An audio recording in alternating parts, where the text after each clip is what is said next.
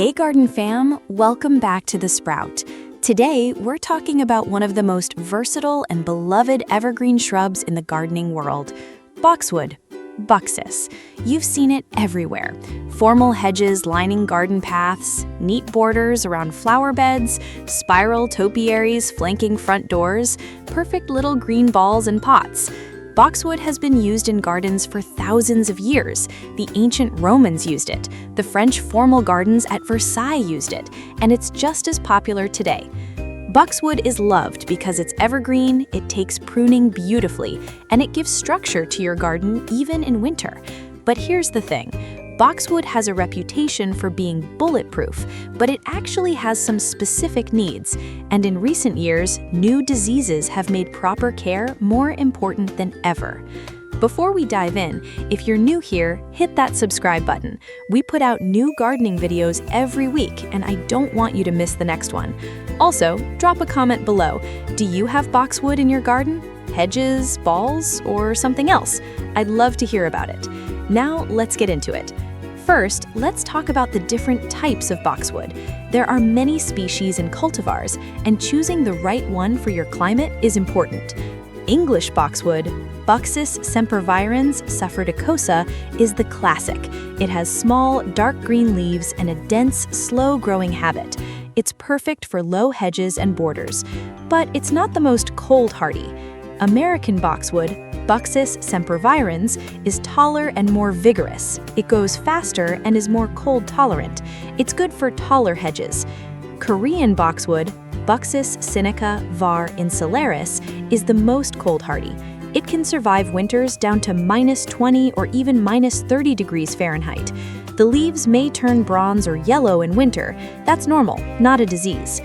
Japanese boxwood, Buxus microphylla var japonica, is heat-tolerant and drought-tolerant once established. It's excellent for warmer climates. And then there are many popular cultivars. Green velvet is a hybrid with good cold hardiness and rich green color. Green mountain has a more upright, conical shape. Winter gem keeps its green color well through winter. Now let's start with sun requirements. Boxwood is adaptable. It grows well in full sun to partial shade. In cooler climates, full sun is fine. In hot climates, afternoon shade is beneficial.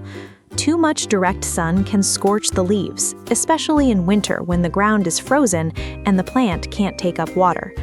For the best color and densest growth, aim for at least 4 to 6 hours of sun per day. In deep shade, boxwood becomes thin and leggy. Now let's talk about soil. Boxwood needs well-draining soil. It absolutely hates wet feet. If the soil stays soggy, the roots will rot. If you have heavy clay soil, amend it with compost, sand, or perlite to improve drainage. Better yet, plant boxwood in raised beds or on slight slopes. Boxwood prefers soil that's slightly acidic to slightly alkaline, with a pH between 6.5 and 7.5. It doesn't like strongly acidic soil. If your soil is very acidic, below 6.0, add garden lime to raise the pH. Boxwood also prefers soil with good organic matter content. Mix compost into the planting hole. Now let's talk about planting. The best time to plant boxwood is spring or fall. Avoid planting in the heat of summer or when the ground is frozen. Dig a hole twice as wide as the root ball, but no deeper. The top of the root ball should be level with or slightly above the soil surface. Planting too deep is a common mistake that leads to root rot. Backfill with soil, water thoroughly, and mulch. For hedges, space plants according to their mature size. For a low hedge of English boxwood, space 12 to 18 inches apart. For a taller American boxwood, space 2 to 3 feet apart. For individual specimens, give them room to grow. Now let's talk about watering. Boxwood needs regular water, especially in the first 2 years after planting. Water deeply once a week during dry spells. Established boxwood is fairly drought-tolerant, but still appreciates water during extended dry periods. The key is to avoid overhead watering. Wet leaves can lead to fungal diseases. Water at the base of the plant. Also, avoid watering late in the day. Wet leaves overnight encourage disease. And don't overwater. Boxwood roots need oxygen. Soggy soil kills them. Now let's talk about fertilizing. Boxwood is not a heavy feeder. Too much fertilizer causes soft, lush growth that's more susceptible to disease and winter burn. In early spring, apply a slow-release fertilizer formulated for evergreens or boxwood. Look for something like 10-6-4 or a balanced fertilizer. Do not fertilize in late summer or fall. New growth stimulated by late fertilizer may not harden enough before winter and can be damaged by cold. If your boxwood looks healthy and is growing well, you might not need to fertilize at all. Now let's talk about pruning and shaping. This is where boxwood shines. It tolerates heavy pruning and can be shaped into almost any form. The best time to prune is late spring after the new growth has emerged. A light trim in early summer helps maintain shape. Avoid pruning in late summer or fall. The new growth won't harden off before winter. For formal hedges, prune so the bottom is wider than the top. This allows sunlight to reach the lower branches and prevents bare bottoms. Use sharp hedge shears for large areas and hand pruners for detail work. For topiary, spirals, balls, cones, shape gradually over several years. Don't cut back into bare, old wood. Boxwood often doesn't regrow from leafless branches. Always leave some green leaves on every branch you cut. Now let's talk about common problems.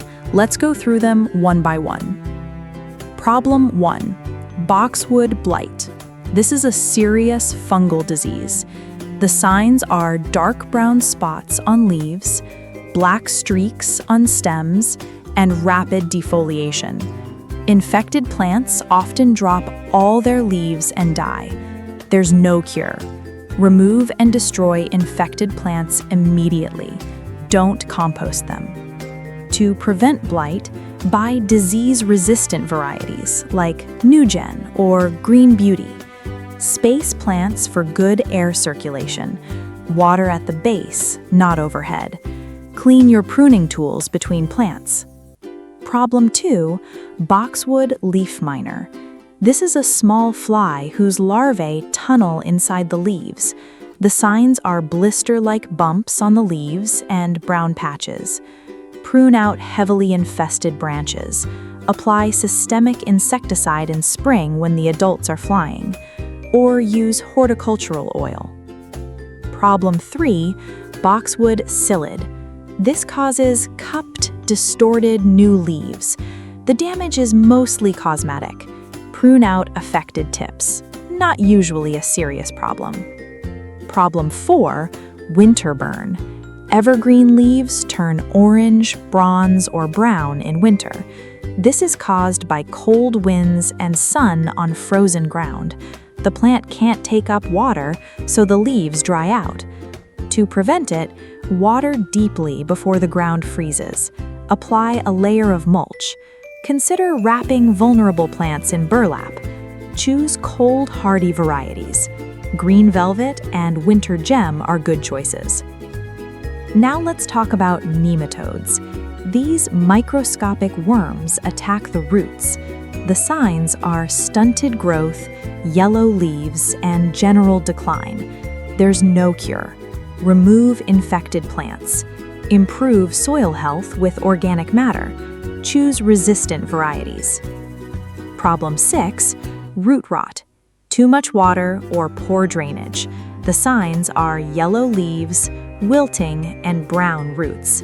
Improve drainage. Water less. In severe cases, remove the plant. Here's where you come in. Drop a comment below. Do you have boxwood in your garden? Have you dealt with blight or winter burn? What's your experience? I'd love to know. Now let's talk about boxwood in containers. Boxwood is excellent in pots. Use a pot with drainage holes. Use a good quality potting mix, not garden soil. Water regularly. Containers dry out faster than garden soil. Fertilize lightly in spring. In cold climates, protect boxwood in container over winter. Move pots to an unheated garage or bury them in the ground, or choose cold hardy varieties. Now let's talk about boxwood alternatives. Because of boxwood blight, many gardeners are looking for alternatives. Japanese holly looks very similar to boxwood.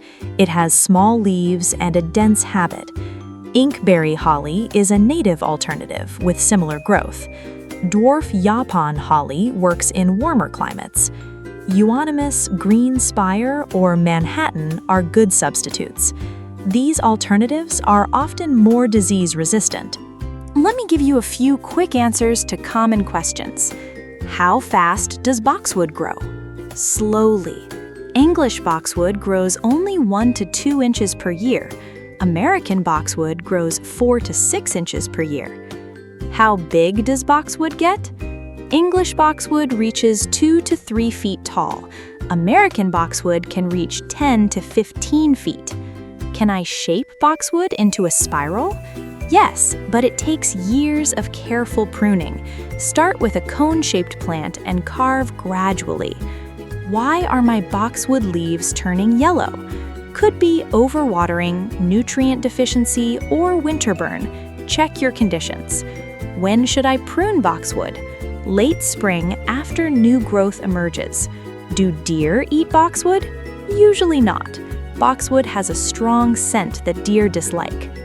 Let's wrap everything up. Boxwood is a classic garden shrub for good reason. It's evergreen, it takes pruning beautifully, and it gives structure to your garden year-round.